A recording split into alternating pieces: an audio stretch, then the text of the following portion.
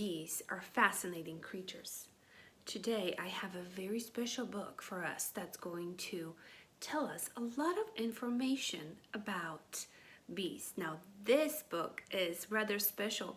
It's written in a way where on the top of each page we will have a story about bees, and on the bottom of each page we will have informational text about bees.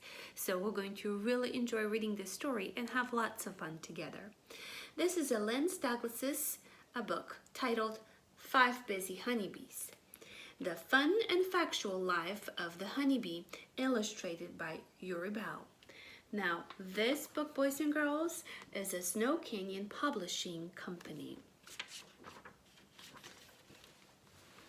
The top portion has the story, and then we have information. Let's begin.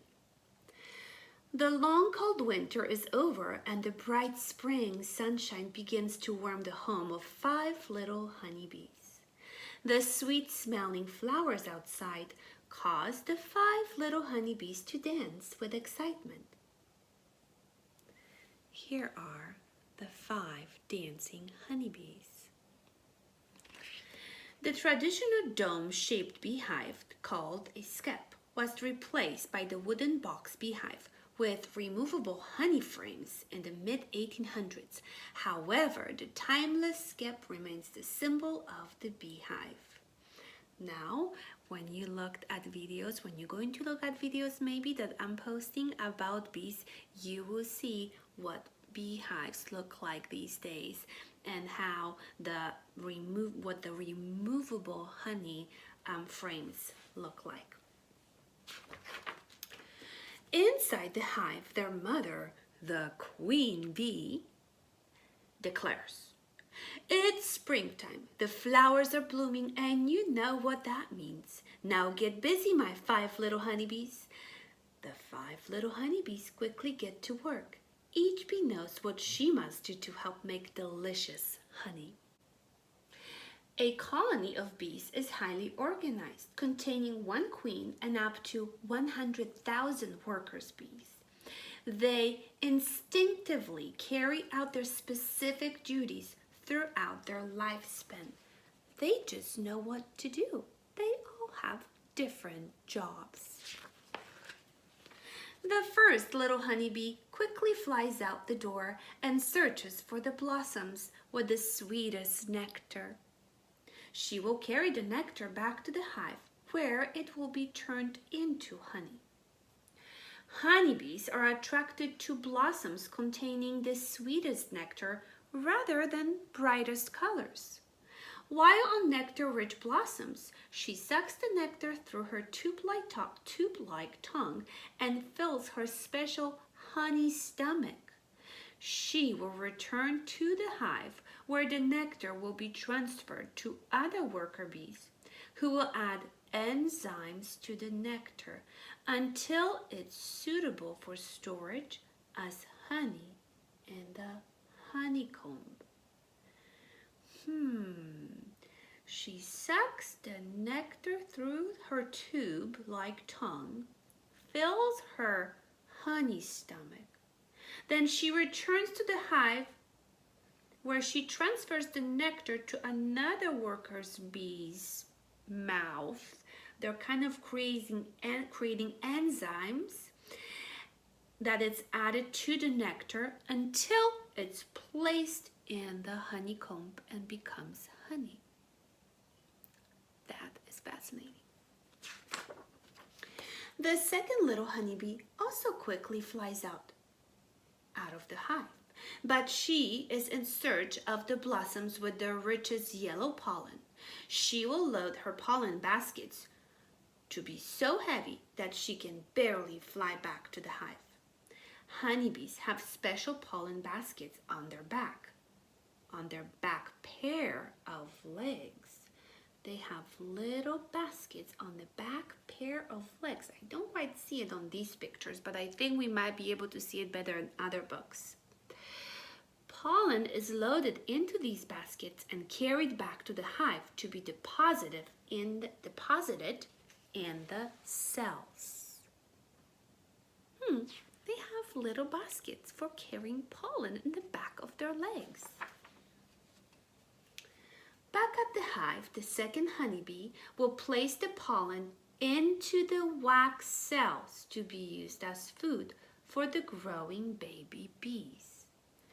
After filling their baskets with pollen, the pollen is delivered to the hive and stored in cells near the developing baby bees, near the larva. So they keep the pollen near where the babies are. The pollen is the primary source of protein for the developing babies. So the bees are very good at taking care of their baby larva. Here she is, hard at work. The third little honeybee follows her sister out the door. However, she is not searching for nectar or pollen. She is looking for cool, clear water.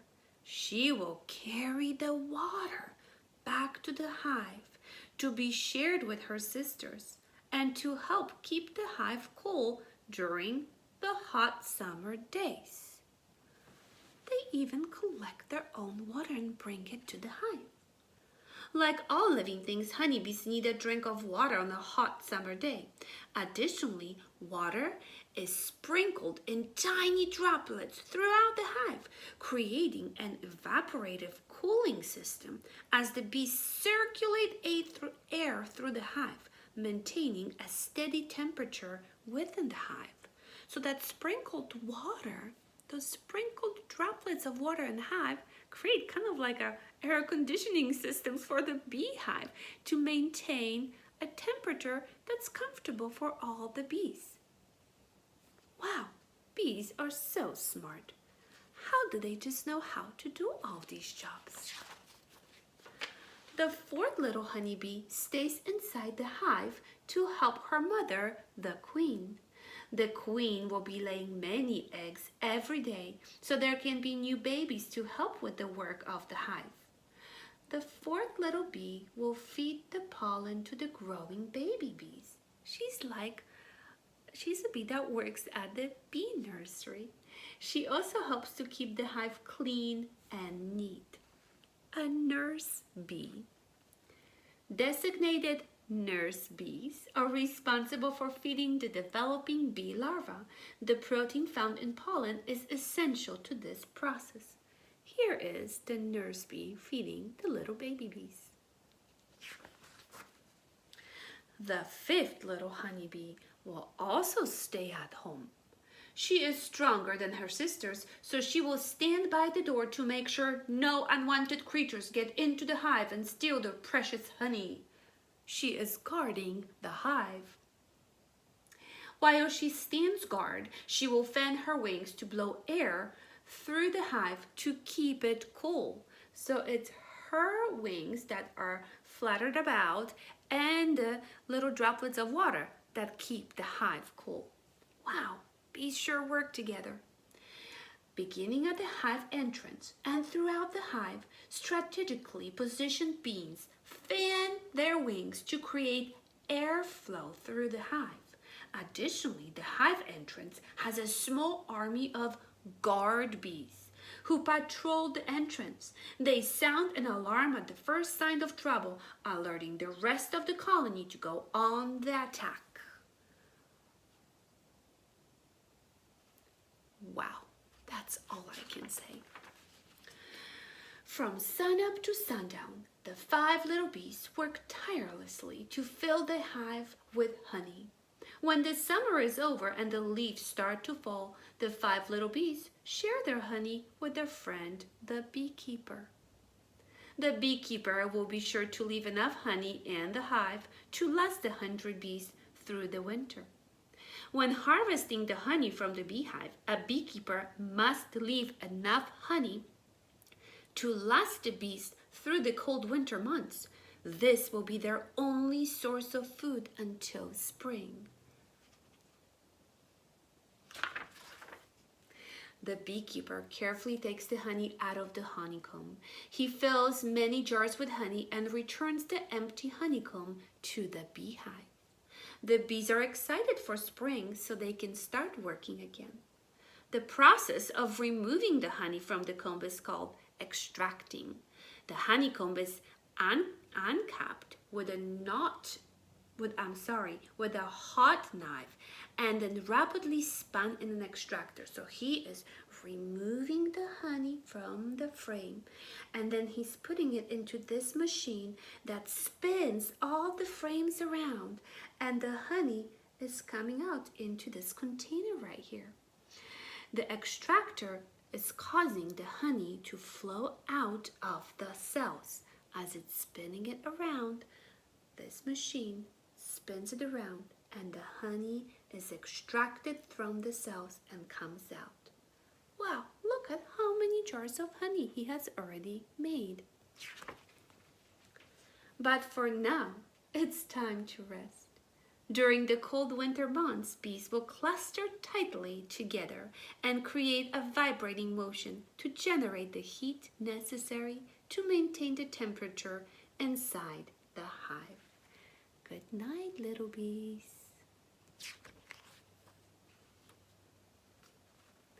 Unbelievable. And that's sure what I think. Bees are quite unbelievable.